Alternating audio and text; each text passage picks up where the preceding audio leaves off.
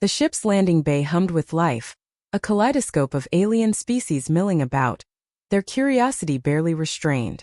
The Interstellar Cultural Exchange Program had been hailed as a groundbreaking initiative, inviting students from across the galaxy to experience Earth, the infamous Death World, and foster understanding between species.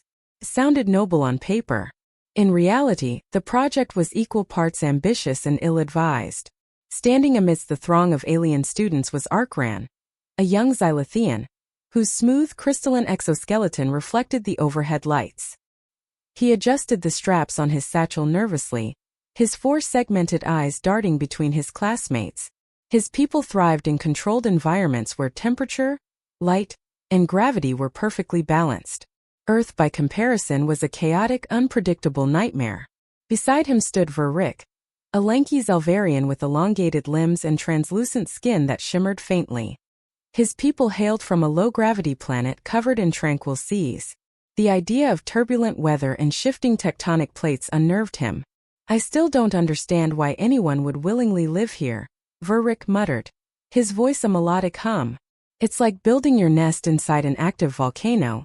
"It is rather unsettling," Arkran admitted, clutching his satchel tighter. "But they call it home. Surely there must be something redeeming about it." Verrick gestured dramatically toward a display screen showing Earth's atmospheric storms. "Does that look redeeming to you?" Their conversation was interrupted by a sharp chirp from the group's chaperone, Professor Yalix, a stern and meticulously groomed karate. She tapped her thin claws against her data pad, her three eyes narrowing as she surveyed the students. "Enough chatter," Yalix snapped, her voice sharp enough to silence the group. "You are here to learn, not to gawk. The humans have graciously agreed to host this program despite their unique planetary conditions. Show respect, or I will personally ensure your participation ends prematurely." The students murmured their compliance as they filed onto the transport shuttle waiting to take them to their first destination, an Earth research facility in the Amazon rainforest. The shuttle ride was uneventful, but as the lush, sprawling greenery of the Amazon came into view, the alien students' apprehension grew. The forest stretched endlessly beneath them, a living tapestry of towering trees, winding rivers, and dense undergrowth. "Why are there so many plants?" Arkran asked, his voice tinged with disbelief. "It's overwhelming. Humans rely on them for oxygen," Verrick explained, though his tone suggested he wasn't entirely convinced of the logic. "But surely they don't need this many." Before anyone could answer, the shuttle jolted violently, throwing the passengers into their seats. Yalix's claws dug into her armrests as she barked at the pilot. "What is the meaning of this?" "Atmospheric turbulence," the pilot replied, unfazed. "We're flying through a storm cell." A collective gasp rippled through the students. "A storm?" Arkran's voice wavered. "Why didn't we wait for it to pass?" The pilot glanced back, clearly unimpressed. "This is a mild one. Buckle up."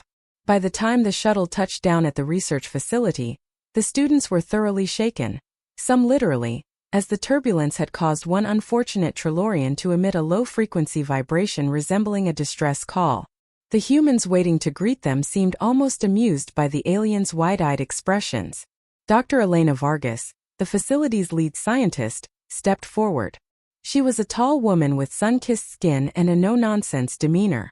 Her long braid swung behind her as she approached the group, clipboard in hand. "Welcome to the Amazon Research Center," she said warmly, though her eyes gleamed with the kind of confidence only someone who had survived multiple venomous bites and near drownings could muster. "I'll be your guide during this portion of the program." One of the students, a cautious Rhynac with armored plating, raised a trembling hand. "Dr. Vargas, is it true that this region is home to creatures that can kill a being 5 times their size?" Elena smiled. "Oh, absolutely. But don't worry, they usually prefer smaller prey." The students exchanged horrified glances, and Verrick whispered to Arkran, "I'm starting to think this whole exchange program was a mistake." The tour began with a hike through the rainforest, a decision that seemed borderline cruel to the alien students. Every step brought new dangers: sharp thorns, biting insects, and oppressive humidity that made Verrick's translucent skin glisten uncomfortably. Dr. Vargas led the way, unbothered by the conditions. "The Amazon is one of Earth's most diverse ecosystems," she explained, gesturing to the towering trees above. Over half of all known species on the planet are found here. Half of them are trying to kill us, Verrick muttered under his breath, swatting at a mosquito. Elena seemed to hear him anyway. You'll find that Earth's ecosystems thrive on balance. Predators, prey, scavengers, they all play a role. It's a delicate dance. Arkran's segmented eyes blinked rapidly. But why so many predators? Surely it would be more efficient to have fewer. Risks? Elena shrugged. Maybe. But where's the fun in that? The group's anxiety peaked when they encountered a tarantula the size of a dinner plate, perched calmly on a nearby branch. One of the students fainted, while another attempted to climb a tree in panic. It's harmless, Elena assured them, though her grin suggested she found their reactions entertaining. Just don't poke it. Why would anyone poke it? Verrick asked, his voice an octave higher than usual. Humans do, Elena replied matter-of-factly.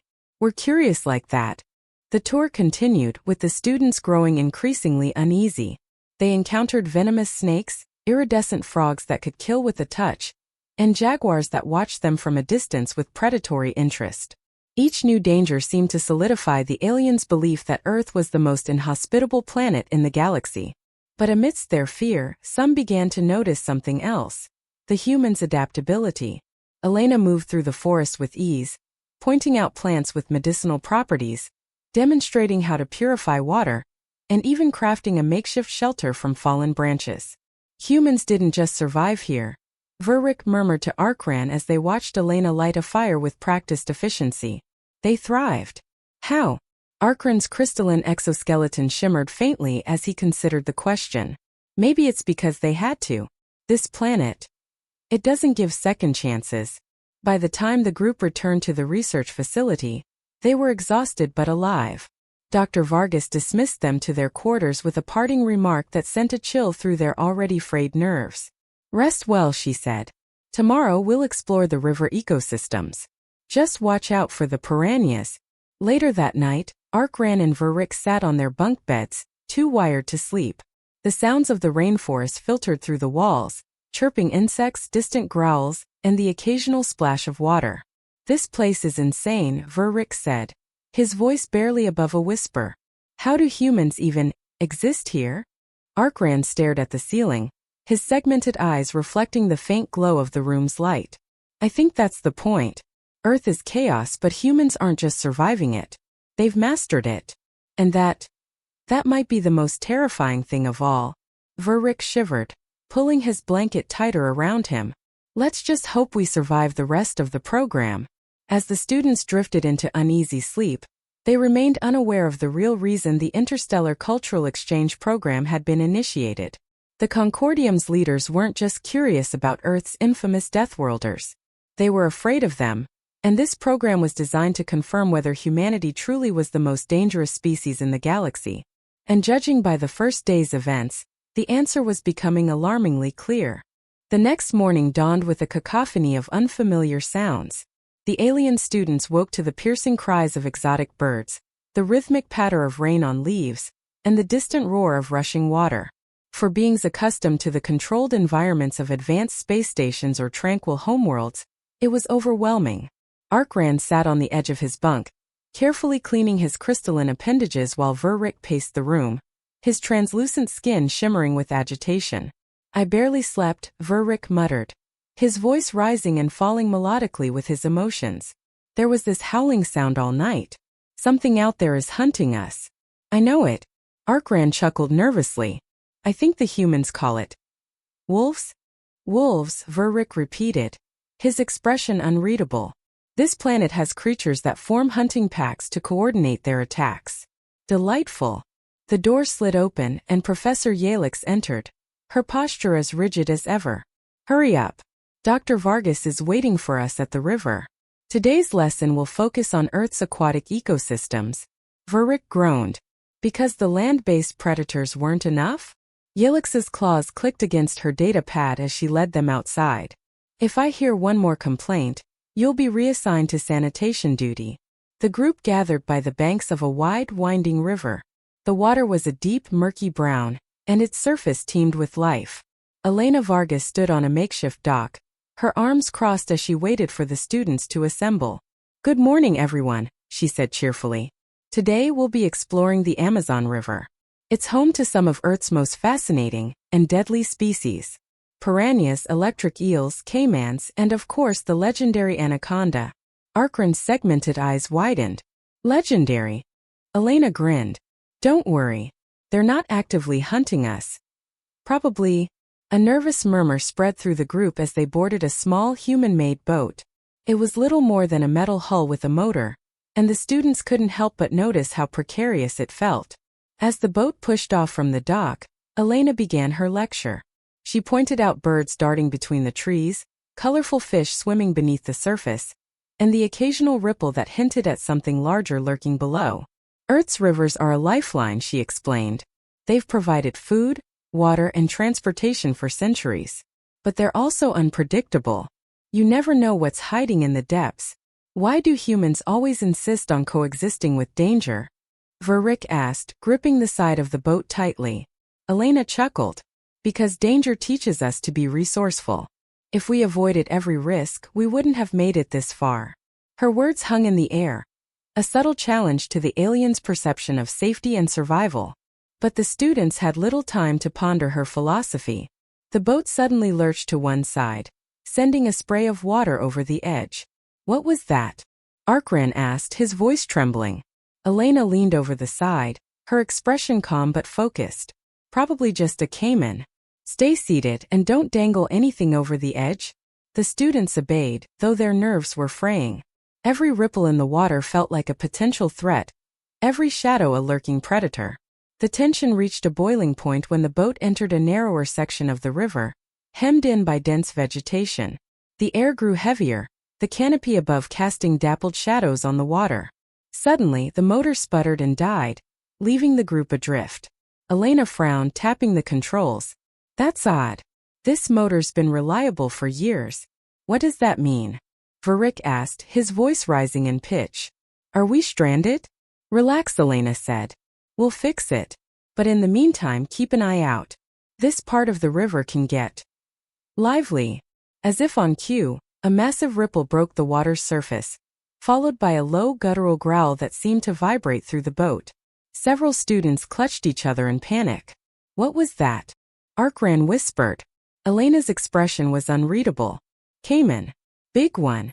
She grabbed a wrench from the toolbox and began working on the motor, her movements calm and deliberate despite the growing tension.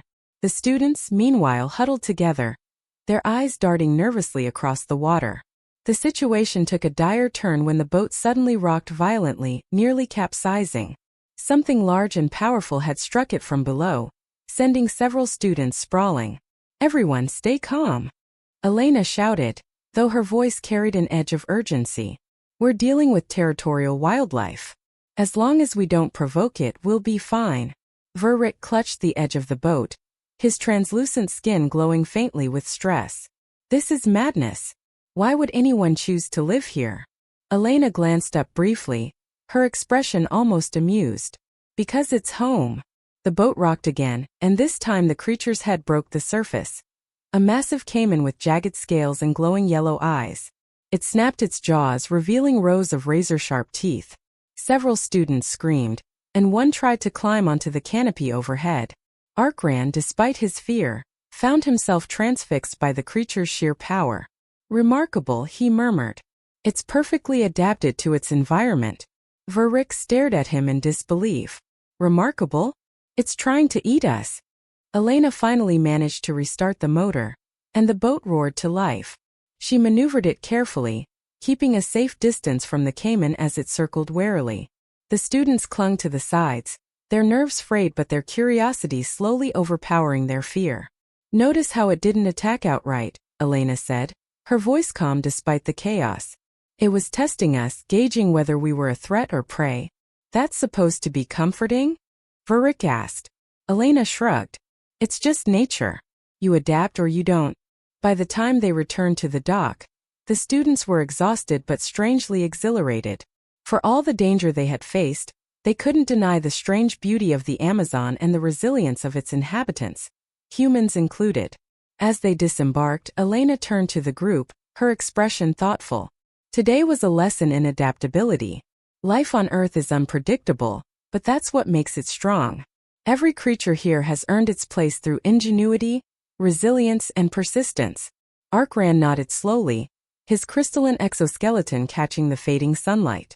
And humans have thrived because you embrace that unpredictability. Elena smiled. Exactly. Earth may be a death world, but it's also a world of possibility. You just have to be willing to face the chaos. That night, as the students reflected on the day's events, they began to see Earth, and its humans, in a new light. What had once seemed like reckless audacity now appeared as a kind of brilliance. A determination to not only survive, but to thrive in a world that offered no guarantees. Verrick, still shaken but grudgingly impressed, turned to Arkran. I'll admit they're tougher than I thought. But I'm not sure if that makes them admirable or terrifying. Arkran smiled faintly. Perhaps both. But one thing's clear. If humans can master a world like this, there's little they can't overcome. The thought lingered as they drifted to sleep, the sounds of the rainforest once again filling the air. Little did they know, the true test of Earth's Deathworlders was yet to come. The alien students awoke to the sound of an alarm blaring through the facility. Red lights flashed on the walls, and Professor Yalix's sharp voice crackled over the intercom. Attention, all students. This is not a drill. Evacuate immediately to the central assembly point. The students stumbled out of their rooms, panic evident in their expressions. Verrick clung to the doorframe, his translucent skin faintly glowing with anxiety. What's happening now? Has the planet decided to kill us outright? Arkran, more composed but no less concerned, adjusted his satchel. Whatever it is, I doubt it's intentional. Earth doesn't need malice to be dangerous. The students gathered in the central courtyard, where Dr. Elena Vargas stood alongside Professor Yalix. Both wore grim expressions. We have a situation, Elena began, her voice steady but urgent. A severe storm system is moving through the region, and it's caused a breach in one of our containment units. What does that mean? Asked a Rhinac student, their armored plating clinking as they shifted nervously. Elena's jaw tightened. It means some of the species we were studying have escaped into the wild. Most aren't dangerous to humans, but some. Well, let's just say we can't let them roam freely. Professor Yalix stepped forward, her tone clipped. Your task is simple. Stay inside the facility and follow all instructions from staff. Do not, under any circumstances, wander off. Verrick raised a trembling hand. You're implying that something dangerous is out there. What kind of things? Elena hesitated for a fraction of a second before answering. Several specimens. But the priority is an Andurian fong beetle. The students exchanged confused glances. The name sounded innocuous enough. Andurian. What? Arkran asked. It's a carnivorous insect the size of a small dog, Elena said bluntly. With venom potent enough to paralyze a full-grown human in seconds, the courtyard erupted into panicked murmurs. Verrick clutched Arkran's arm. We're doomed. Calm down, Arkran said, though his segmented eyes betrayed his own apprehension. We just have to stay inside. Despite the warnings, chaos unfolded quickly. The storm bore down on the facility with relentless fury, its winds howling and rain lashing against the walls. Power flickered intermittently, plunging the halls into darkness for agonizing moments. The students huddled together in designated safe zones, their fear growing with every rumble of thunder. Why would humans keep something like that here? Verrick hissed, pacing in one corner of the room. Elena overheard him as she passed by, a flashlight in hand. Because understanding dangerous creatures helps us adapt to our environment. Knowledge is survival. But what if it gets in here? Verrick pressed, his voice rising. Elena stopped and turned to face him. Then we deal with it. That's what humans do. Her calm confidence should have been reassuring, but it only deepened the aliens' awe and their unease. As the hours dragged on, the tension became unbearable. Then the unthinkable happened. A loud crash echoed through the halls, followed by the shrill scream of a student. The safe zones were no longer safe. Elena rushed to the source of the commotion, her flashlight cutting through the dim corridors. Arkran and Verrick, against their better judgment, followed her, curiosity and fear battling for dominance in their minds. They found the scene in a storage room near the facility's east wing. One of the doors had been forced open, its lock broken. Inside, scattered supplies and overturned crates hinted at a struggle. "It's here," Elena muttered, scanning the room with her flashlight. "What do we do?" Arkran asked, his voice trembling. Elena handed him a smaller flashlight from her belt. "Stick close to me. We need to contain it before it hurts anyone else." "Contain it?" Verrick said, incredulous. "You're joking, right?" But Elena wasn't joking.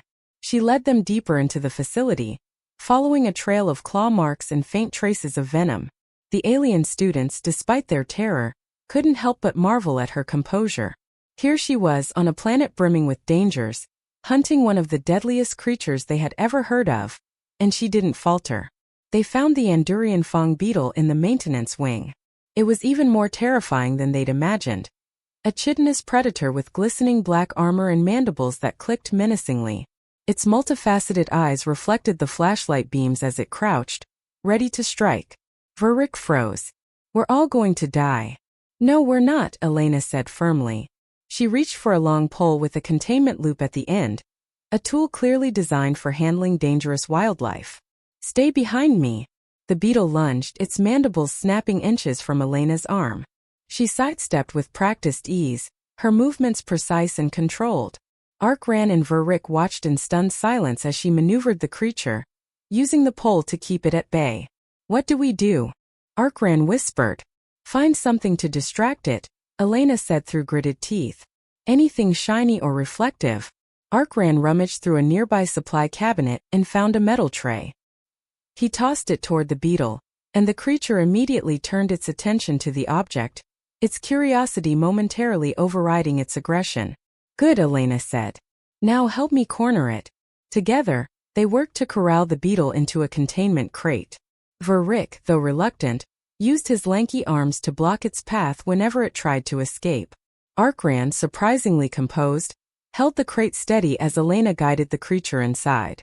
With a final shove, the crate's lid snapped shut, and the beetle thrashed angrily against its confines. Elena secured the locks, letting out a breath of relief. "Not bad for your first time," she said, glancing at the students. Verrick collapsed against the wall, trembling. "I think I'm going to molt." Arkran, though visibly shaken, managed a faint smile. "I can see why humans are so resilient. You face danger with remarkable bravery." Elena shrugged. "You adapt or you don't. That's how we've survived on this planet for so long." The storm passed by morning, leaving the facility battered but intact. The students gathered in the central courtyard once again, this time with a newfound respect for their human hosts. Elena stood before them, her presence commanding yet approachable. "Yesterday was a lesson in survival," she said. "Earth doesn't give its inhabitants the luxury of complacency, but that's why we thrive. Every challenge makes us stronger." Arkran stepped forward, his crystalline exoskeleton gleaming in the sunlight. "You don't just survive here. You master it. That's what makes humans unique." Elena smiled. "And that's what makes Earth more than just a death world. It's a proving ground." The students nodded, their fear tempered by admiration. For the first time, they began to understand why humanity was both respected and feared across the galaxy. As the students prepared to leave for the next phase of their exchange program, Verrick pulled Arkran aside. "You know," Verrick said, his tone lighter than before, "I still think this planet is insane. But I'm starting to see the appeal." Arkran's segmented eyes blinked thoughtfully. "Earth isn't just a place. It's an experience. And I think it's taught us more than we expected." Verrick smirked. "Let's just hope the next stop isn't as terrifying." Little did they know their journey was far from over. The galaxy still had much to learn about humanity's true nature, and the students were just beginning to understand what it meant to be Deathworlders. The storm had cleared, and with it, the immediate danger seemed to dissipate. Yet, for the alien students, the past few days had shattered their perceptions of Earth and its inhabitants. As they packed their belongings for the final leg of the exchange program, a quiet tension lingered in the air. They had come to Earth to observe and learn, but instead they had been confronted with a truth far more unsettling. Humanity was not just surviving on a death world. It was thriving, even dominating, in ways that defied galactic norms. In the main courtyard, Dr. Elena Vargas addressed the group one last time. The students, now visibly more composed than when they had first arrived, listened intently. "You've spent only a few days on Earth," Elena began, her tone measured but carrying a weight of finality. "And already you've seen how dangerous it can be. But you've also seen something more important: how we've adapted to that danger. Earth didn't make us weaker, it made us stronger." Verrick, standing near the back, muttered to Arkran, stronger and slightly unhinged. Elena's sharp gaze fell on him, and Verrick shrank back. "Care to share your thoughts, Verrick?" He hesitated, his translucent skin flushing a faint purple in embarrassment. I don't understand why anyone would choose this life when there are safer places out there." Elena nodded, her expression softening. "A fair question. But let me ask you this. How do you grow stronger if you never face adversity? How do you learn resilience if nothing ever challenges you?" The courtyard fell silent. Even Verrick seemed to consider her words. "Earth is a crucible," Elena continued. "It forges strength, adaptability, and determination. And that's why humans are the way we are. We don't run from danger, we face it. And we find ways to overcome it." As the students boarded the transport shuttle for their departure, Professor Yalix approached Elena. The karate's 3 eyes blinked in a sequence that conveyed both curiosity and respect. "They've learned much during their time here," Yalix said. "But I suspect the lessons will take time to truly sink in." Elena crossed her arms, watching the students file onto the shuttle. "That's the thing about Earth. It doesn't leave you unchanged. Whether you stay for a week or a lifetime, it leaves its mark." Yalix tilted her head, her claws tapping thoughtfully against her data pad. "Do you think they'll fear humans more now? Or respect them?" Elena smirked. "Probably both. But that's not a bad thing. Fear keeps people cautious. Respect keeps them honest." The shuttle lifted off, carrying the students to the next phase of their journey. From the air, the Amazon spread out below them, its dense greenery stretching as far as the eye could see. Verrick stared out the window, his expression thoughtful. "I'll admit there's a certain beauty to it," he said. "Even if it's utterly terrifying." Arkran nodded, his crystalline exoskeleton catching the sunlight. "It's not just the planet. It's the people. They've mastered something most of us can't even comprehend." Verrick leaned back in his seat, his translucent skin shimmering faintly. "Do you think they'll ever leave Earth behind? Explore the galaxy like the rest of us?" Arkran was silent for a moment before answering. "If they do, I think the galaxy might not be ready for them." The next stop on the exchange program was a pristine, domed city on the serene moon of Lyra 7, a place where environmental control systems maintained perfect weather and no predator dared to exist. The students were welcomed by a delegation of Lyran hosts, their sleek feline forms radiating calm and elegance. But the students found themselves strangely restless in this idyllic setting. The controlled environment, though safe and comfortable, felt sterile compared to the wild, untamed beauty of Earth. Even Verrick, who had spent most of the Earth visit complaining, found himself missing the vibrant chaos of the rainforest. During a group discussion, one of the Lyran hosts asked about their experiences on Earth. Verrick surprised himself by speaking up. "Earth is chaotic," he said, his voice tinged with awe. "It's dangerous, unpredictable, and completely insane. But it's also alive in a way I've never seen before. And the humans, they don't just endure it. They thrive. It's like the danger makes them stronger." Arkran added, "Humans are adaptable in ways we can't even begin to understand. Their ability to face challenges head-on, it's remarkable." The Lyran host tilted its head, its golden eyes narrowing. "Remarkable or dangerous?" "Both," Verrick admitted. "But maybe that's why they're so important. They don't just survive. They innovate, they overcome, and they bring that same resilience wherever they go." Meanwhile on Earth, Dr. Elena Vargas reviewed the program's reports with a sense of satisfaction. The students' reactions had been predictable at first: fear, disbelief, and even disdain. But by the end of their visit, something had shifted. They had begun to understand what made humans unique, what set them apart in the galactic community. "Think they'll spread the word?" one of her colleagues asked, glancing at the data logs. Elena smiled faintly. "Oh, they'll talk. And when they do, the galaxy will have to rethink everything it thought it knew about Deathworlders." In the weeks that followed, the students returned to their respective worlds, carrying with them stories of Earth and its people. Some spoke of the dangers they faced, the relentless storms, the venomous creatures, and the chaotic ecosystems. But more often they spoke of the humans, of their courage, their ingenuity, and their unyielding will to survive. Rumors spread across the galaxy, painting humans as both fearsome and fascinating. For some species, the stories inspired admiration. For others, they sparked unease. But one thing was certain. Humanity's reputation as Deathworlders had taken on a new dimension. Back on Lyra 7, Arkran and Vuric sat beneath the dome's artificial sky, reflecting on their journey. "Do you think we'll ever understand humans?" Vuric asked. Arkran's crystalline exoskeleton glimmered as he considered the question. "Maybe not fully. But I think we've learned enough to know they're not like us. There's something, or..." Vuric nodded slowly. "And if they ever decide to leave Earth?" Arkran smiled faintly. "The galaxy will never be the same." Epilogue. The Interstellar Cultural Exchange Program continued, and with each group of students that visited Earth, the same lessons were learned. Earth was a death world, yes, but it was also a place of resilience, creativity, and boundless potential. And humanity, those enigmatic Deathworlders, was its greatest asset and its greatest mystery. For the galaxy, one thing became clear.